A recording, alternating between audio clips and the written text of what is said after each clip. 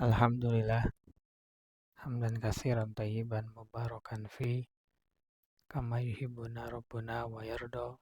Asyhadu an la ilaha illallah wahdahu la syarikalah wa asyhadu anna Muhammadan abduhu wa rasuluhu alladzi la nabiyya ba'da amma ba'du. Kita lanjutkan pembahasan Taisir Karimir Rahman fi Tafsir Kalamil Mannan yang ditulis oleh Syekh Abdurrahman bin Nasir As-Sa'di. Sebelum masuk ke dalam surat Al-Hajj ayat yang ke-11 sampai 13, kita bertakbir dulu sebagaimana yang disunnahkan. Allahu Akbar, Allahu Akbar, Allahu Akbar. La ilaha illallah. Allahu Akbar, Allahu Akbar. Walillahil hamd. Baik, kita masuk ke ayat yang ke-12. A'udzubillahi minasyaitonirrajim. Yad'u min dunillah.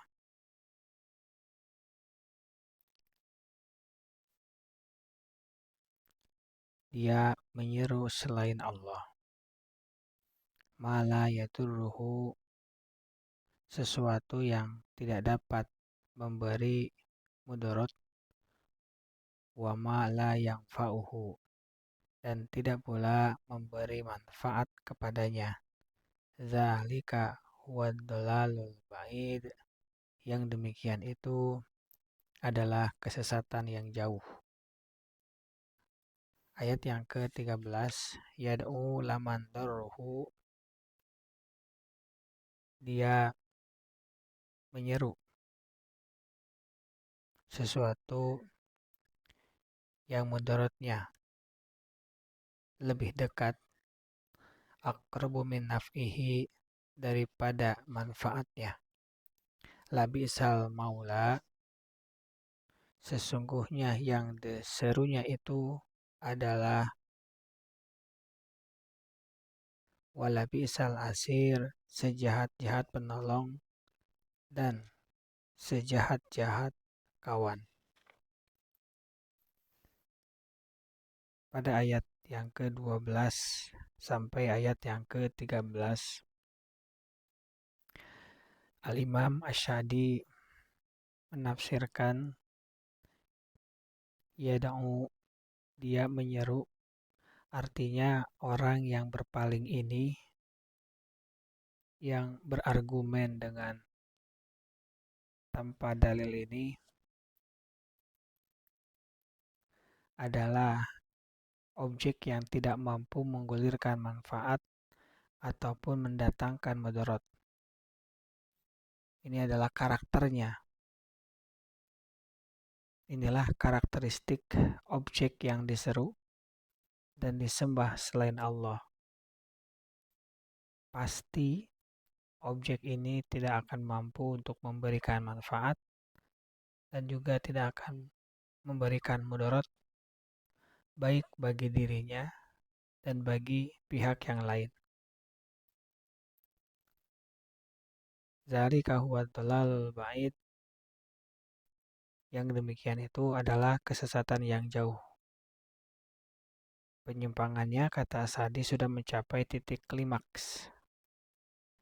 Karena tidak ada dosa yang lebih besar daripada dosa syirik. Hanya dosa syiriklah yang Allah firmankan tidak akan diampuni.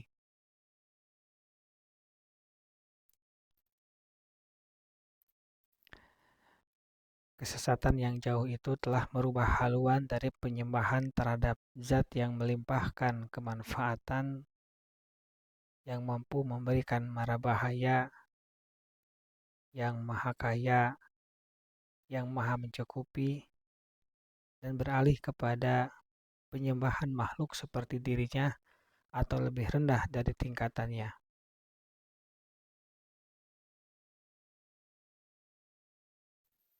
Kata As-Sa'di, tidak ada hak, tidak ada wewenang yang digenggam oleh tangannya Justru dia lebih dekat kepada hasil yang bertolak belakang dengan apa yang menjadi hasratnya. Oleh karena itu firman Allah, yad'u lamang daruhu aqrabu min naf'ihi. Ia menyeru sesuatu yang sebenarnya mudaratnya lebih dekat daripada manfaatnya. Memang mungkin ada dirasa manfaatnya, namun dibandingkan jauh antara manfaat dengan mudarat. Dan bahaya ini adalah bahaya yang terjadi yang didapatkan pada akal dan jasmani. Bukan hanya itu, bahayanya adalah bahaya di dunia dan juga bahaya di akhirat.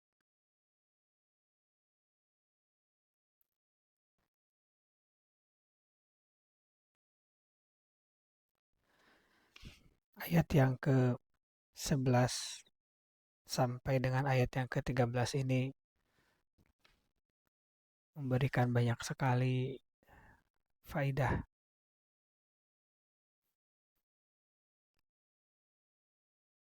yang bisa kita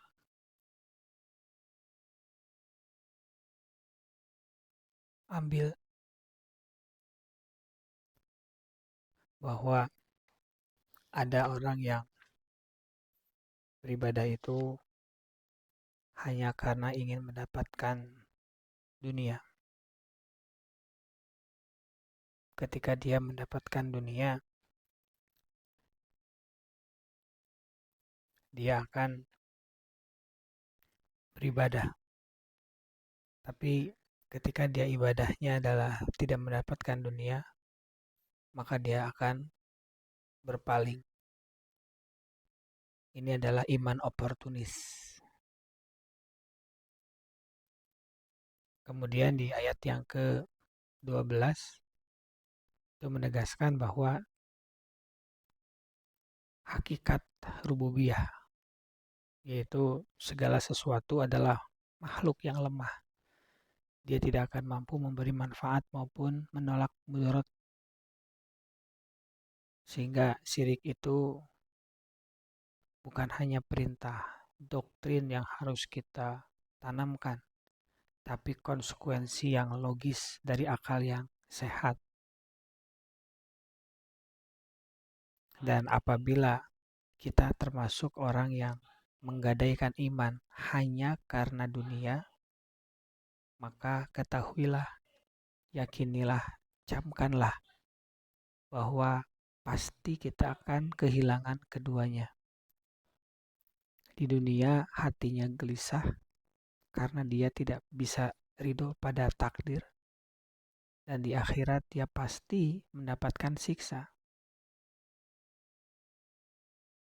Sehingga ayat ini menggugah kepada kita agar selalu bersikap teguh, selalu ikhlas, dan selalu menjauhkan diri dari kesyirikan.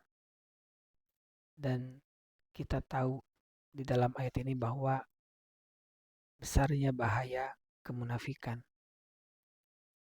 Kita tidak bisa menukarkan akhirat dengan dunia.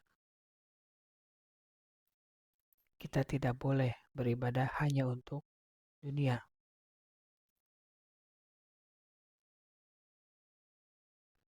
Dan kita harus yakini bersama yang namanya berhala itu adalah beban, bukan pelindung. Bodoh bagi para penyembah selain Allah.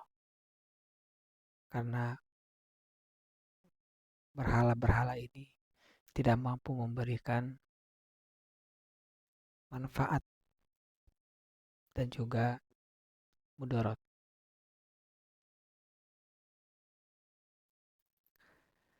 Mudah-mudahan kita dijauhkan dari orang-orang yang beribadah hanya untuk kesenangan dunia. Dan yang paling penting kita dijauhkan dari perbuatan syirik yang bisa mengakibatkan kita masuk ke dalam neraka. Amin ya rabbal alamin.